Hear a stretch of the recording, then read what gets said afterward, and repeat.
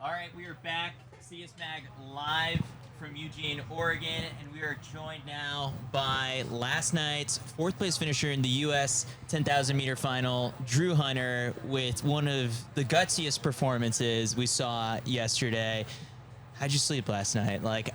Did you sleep last night? Yeah. Not much. Yeah. I think I went to bed at like 2:30, something like that. I put on Dune at one point. I was like kind of amped, so you know, I wanted to hear some and really get going. You wanted to get some real throat singing. Yes, right? exactly. Yeah. People are walking by your room and they're like, "Oh man, it's getting weird in there." Exactly. Yeah. Overall, you're proud of that race. Oh, absolutely. Yeah. I mean, it was like as anyone knows who follows the sport closely, it would have been a 1% chance of me, running 26:59, getting top 3, or running fast enough to be in the world rank. I mean, this is only my second 10K ever, so I just got into the world ranking. I pulled out the road to Paris, and obviously you weren't on there, but I was I was sitting next to Mitch, and we were crunching numbers, and I was like, how fast does this race need to be for Drew to make it? And it was it wasn't just you. A lot of the guys in that front pack, realistically, didn't have as good odds to make the Olympic team, but were just sticking their noses in it because it is a national championship. Yeah, and I just for me, I just was so committed to that's what I was telling myself the whole time. I was I'm just so committed to racing as hard as I can, and I just was I think I can compete with those guys, and I just kind of had that mindset the whole race, and I was I don't care if I get fourth, or I don't even care if I got second or third and I didn't get to go. It was about conquering what the disbelief that I've had the last few years that I could compete with those guys, and so that was the plan. Did you feel during the race, because the 10K, there's so much time to be in your head? Yeah. Were you battling those same thoughts during the race? Were you kind of having to talk yourself into the race and tell yourself no, I can do this, I can be with these guys? Was it kind of a battle the whole time? Yeah, I mean, Eric's obviously running 10K because that's exactly how it goes. You basically have to show up every two or three laps with some sort of mantra you're fine, or you got this, or think about something. I was definitely recommitting the whole time. I felt really bad at 3K to 5K. I actually had a side stitch. I was actually working on the side stitch while on the back stretch of every I was basically massaging out this side stitch, and I was also leading the chase pack, so I was kind of busy.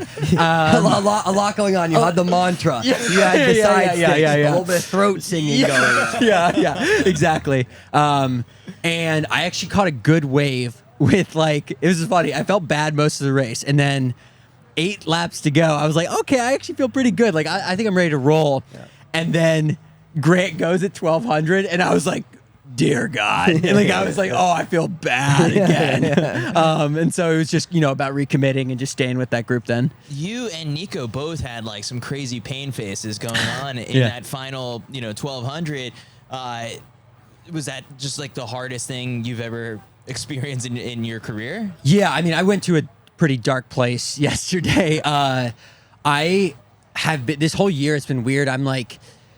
I have not been nervous for races, which I was a little kind of scared for. I've never had that in my career. It was the first time I've just not been nervous for races. And I remember actually talking to Kyle, and he's that's when you got to retire, is when you stop getting nervous for races. So I was oh, yeah, maybe don't talk to Kyle pre-race again. Yeah. He's trying to get you to retire before the best race of your career. Yeah.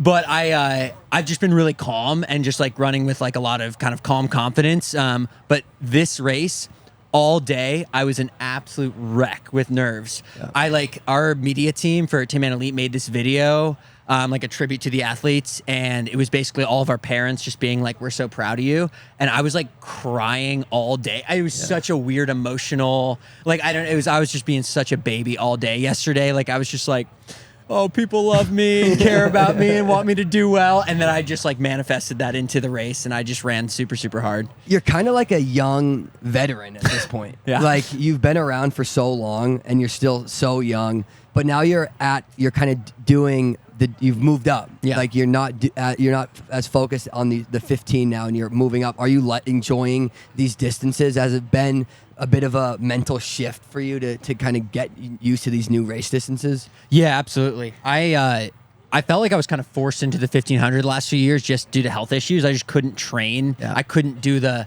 proper mileage and training for the 5K and 10K. I always thought those were my best events, but I just didn't feel like I actually, could prepare as well as, all the other guys were. So I kind of was like, let's just run the 1500 and try sprinting in practice and see how good we can get doing that. And I definitely struggled a little bit with that the last few years, but this last fall, I figured out a lot of my back issues and some other health issues that I was going through. And I took to, doing more mileage than I've ever done. And naturally that I feel like just has helped me in the 5 and the 10. And then also, there's definitely a mental switch that happens. Like training goes well, you start to feel good in longer workouts, you start to, believe in yourself. And there's kind of a snowball effect, and like consistency definitely compounds, where I was just showing up this year and I was like, I'm just as fit as these guys. Like I've actually put in the work. And if I can, get over my, the disbelief that I've had in my head that I can't compete with the best guys, and I can really run well. Yeah, I'm so curious of how bad did that get? Like those voices over the last couple of years where you just had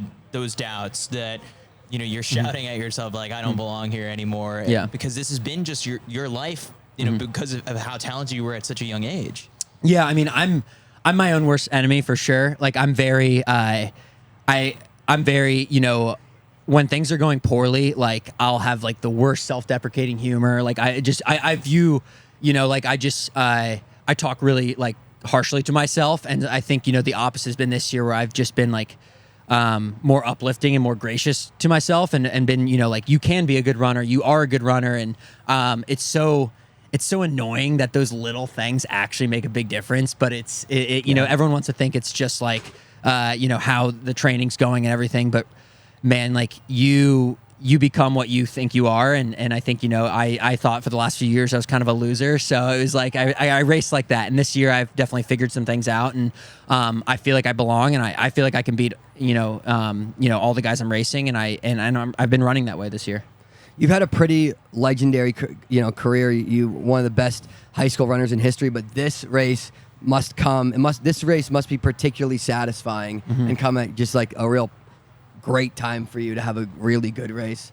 Like, how does that feel compared to the other big races you've had? Yeah, I mean, I'm the happiest 4th place finisher that'll walk away from this meet without a doubt. You have to do team processing too, right? I did it this morning. So, maybe we'll see what happens. But I 100%. I mean, I had so many people tell me, and they were like, even though you got 4th, like that was the best race I've ever, like you just dug so deep. And that was it. I just conquered everything that I, was kind of battling through the last few years. And it's so crazy what one race can do. Like I just, this has kind of been a, culmination of all the hard work I've put in the last few months, but I really think that there's a lot more to give. And I just think, this does just such wonders for my belief in myself as a runner. Yeah, there's just like, I opened up Instagram this morning, and like there's just, because we did like the collab post with you, it's that comment section right now is just like overwhelming with just nonstop people just being like, that was amazing. You should be 100% proud of everything.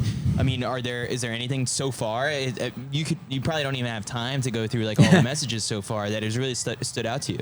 Yeah, I've had more people message me. I mean, I've got people back from high school I haven't spoken to in 8 years, ex-girlfriends. I'm kidding. Yeah, they want you when you're up. Yeah, I know. Yeah. No, I've had like so many people reach out and say just such kind things. Like people just saying like, I've been following you for so long. I've been waiting for something like this. And yeah, I mean, I think when you're down in the dumps, it feels like it's just you versus the world. And then, you have something like this and you're like, oh, okay, people want me to do well and are cheering for me. And that means, so much.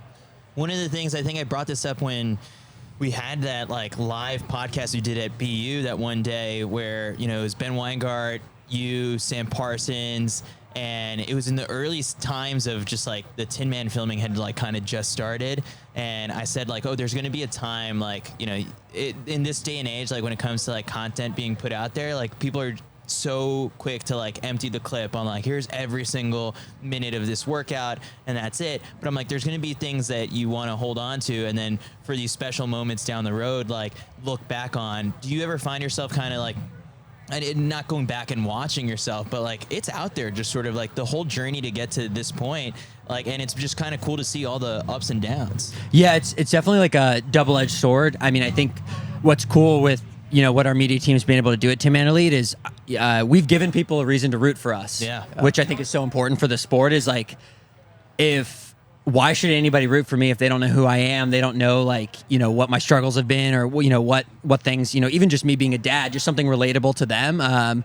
Any of that stuff, like, that's something that's really been cool that I've seen. Is like, I have so many people reach out after these races and they're like, I've been following you for so long, and I'm like, that's a special side. But it's also like really hard sometimes to look back and be like, man, I had, I was so good a few years ago, and it's been rough for the last few years, and all that's documented. So, but at the end of the day, like, I'm a pretty forward-thinking person, so it's pretty easy for me to kind of like, be present and then just look to, what's coming next. Yeah, I think we even have like probably footage of an unreleased like Tinman workout that Mac, I think, went out to Boulder, and he was just like, that day was just like kind of just chaotic in general, but like toward the end, like your wife, I think, was like water broke or something like that, and you just had to like bolt and leave. Yeah, no, I actually have a funny story about that. So, Max at the track, I get this call from we actually had like, our workout was like a hard 800, and then we had some like threshold after, and then like some 200s or something to finish.